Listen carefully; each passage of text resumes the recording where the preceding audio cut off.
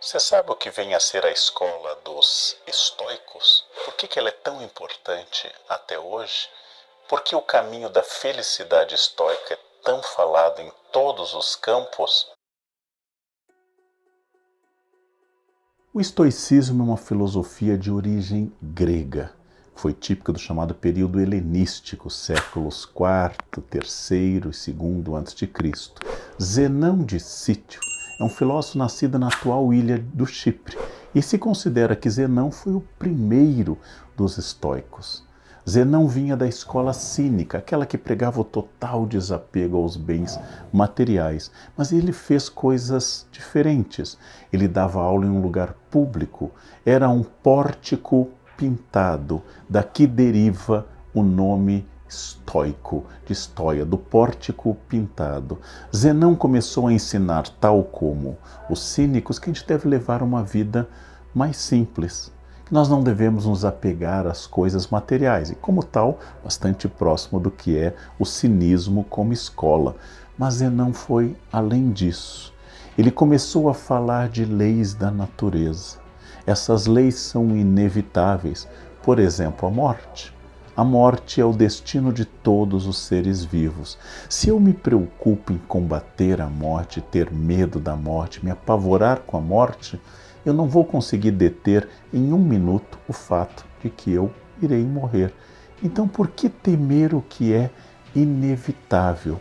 Eu precisaria atingir o que os estoicos chamam de ataraxia, essa tranquilidade, este mundo livre de preocupações. Quando eu falo em escola cínica, nós fazemos do cinismo uma leitura de senso comum, que é achar que é cínico quem é falso, que é cínico quem mente, quem tem duas caras. Este é um valor completamente contemporâneo.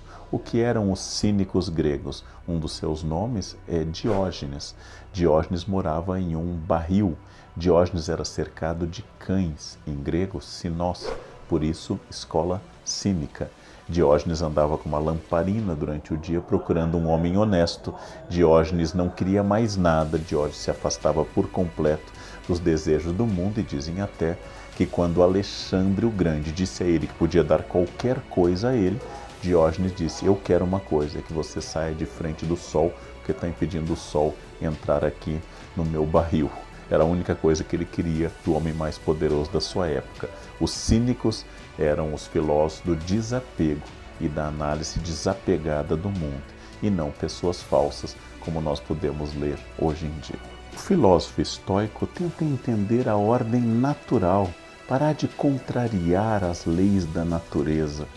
Ele vai propor uma filosofia cosmopolita, não uma escola fechada como foi a de Platão ou como foi a de Aristóteles, um liceu, uma academia, mas pregada em lugar público. O grande objetivo da vida estoica é a felicidade. E a felicidade deriva da compreensão das coisas, da compreensão das leis da natureza a partir de uma razão, de um logos universal. Claro, o estoicismo tem muitas etapas, muitas fases.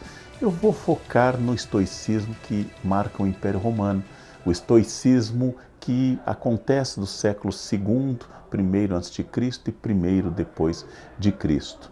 Tudo ao nosso redor, nós já vimos com Zenão, ocorre a partir de leis universais que devemos aceitar. A força da mudança deve ser dirigida exclusivamente para aquilo que você pode alterar. Você não pode alterar a morte, mas pode alterar sua qualidade de vida. Não devemos idealizar o mundo, devemos aceitar o mundo como ele é para atingir a já chamada ataraxia, ausência de paixões, de perturbações. Os medos e os desejos, eles nos tiranizam, eles nos escravizam, inquietam. Nós devemos, de fato, evitar medos e desejos.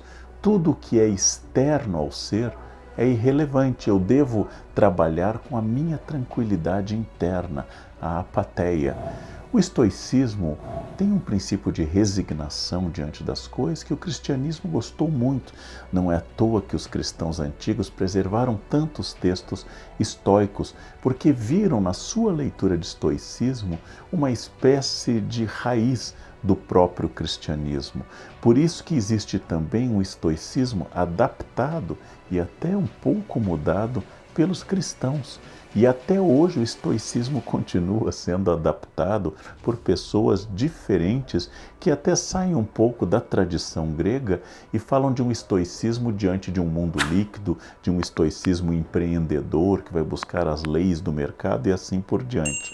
Mas eu estou aqui preocupado com o estoicismo, especialmente aquele que se difundiu na época do Império Romano, entre pessoas que falavam grego, como Epicteto, ou falavam latim, como Sêneca e o imperador Marco Aurélio, ainda que Marco Aurélio tenha produzido a sua famosa obra Meditações na língua grega. Vamos pensar um pouco sobre o que estes autores, Epicteto, Sêneca e Marco Aurélio, disseram. O escravo de origem grega do século I da era cristã, Epicteto, disse que se você quiser ser livre, só há um caminho: o desprezo das coisas que não dependem de nós. Bastante claro e coerente com o estoicismo. Qualquer pessoa capaz de te irritar se torna teu mestre. Ele consegue te irritar somente porque você permitiu ser perturbado por aquela pessoa. É um homem sensato aquele que não lamenta pelo que não tem, mas apresenta uma grande alegria pelo que tem. Os homens, diz Epicteto, são movidos e perturbados, não pelas coisas, mas pelas opiniões que eles têm delas. Sou eu, segundo Epicteto, que emito a opinião e determino se aquilo vai ou não me perturbar. Em Sêneca, o famoso educador de Nero, toda crueldade surge da fraqueza. Toda crueldade apresentada por alguém é algum tipo de fraqueza. Quem se entrega a medos vazios, de Sêneca, olha que coisa interessante, acaba ganhando medos reais. E um homem, diz o professor de Nero, é tão miserável quanto ele imagina que seja.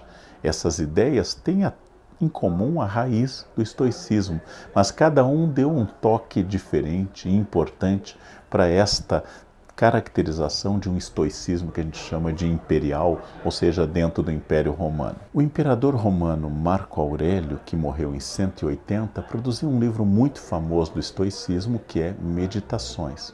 Lá diz o imperador filósofo: não perca tempo discutindo sobre o que um bom homem deve ser, apenas seja. Interessante a ideia. O importante é a ação e não a defesa da bondade. Diz o imperador: pratica cada um dos teus atos como se fosse o último da tua vida. E finalmente, acrescenta o pensador, a alma é tingida com a cor de seus pensamentos.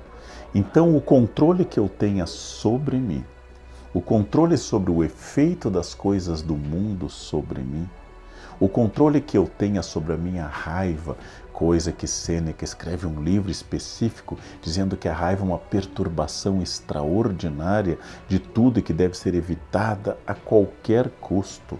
Eu, como estoico, devo pensar que eu sou soberano daquilo que eu posso mudar, que eu posso cultivar minha cabeça com pensamentos bons, que eu não preciso me abalar com o mundo e, se algo me tirar a vida, estava inserido dentro de uma ordem absolutamente natural e nada vai alterar do universo. Devo me concentrar naquilo que eu possa mudar, eu devo me concentrar no cultivo das virtudes, da felicidade e da virtude e não deixar que o mundo decida se eu vou ser ou não feliz.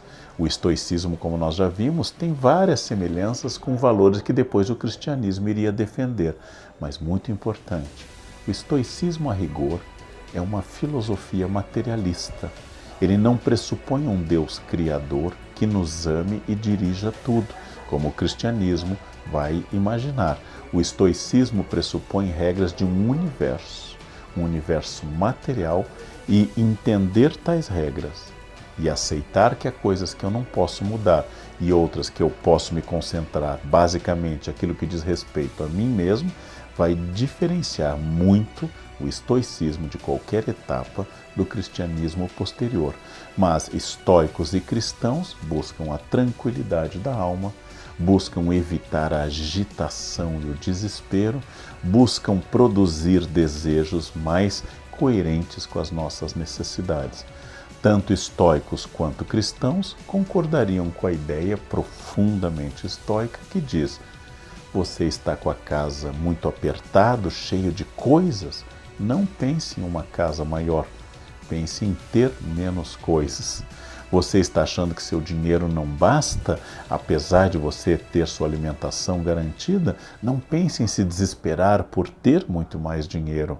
Pense em gastar menos. Aceite que todos estamos envelhecendo, aceite que todos iremos morrer, cultive a sua ataraxia, cultive o seu equilíbrio diante dessas coisas, porque o muito desejar, as paixões, o ódio e o desespero perturbam inteiramente a cabeça, não produzem nada positivo e acabam nos levando a uma vida vazia e sem sentido. Leiam os livros estoicos, aprofundem lendo, por exemplo, o nosso escravo grego Epicteto, leiam os textos de Sêneca, leiam as meditações de Marco Aurélio, leiam os fragmentos dos estoicos gregos clássicos e helenísticos e vocês vão descobrir que o estoicismo nos traz muitas luzes para repensar atitudes contemporâneas, atitudes da nossa vida. Foi um prazer.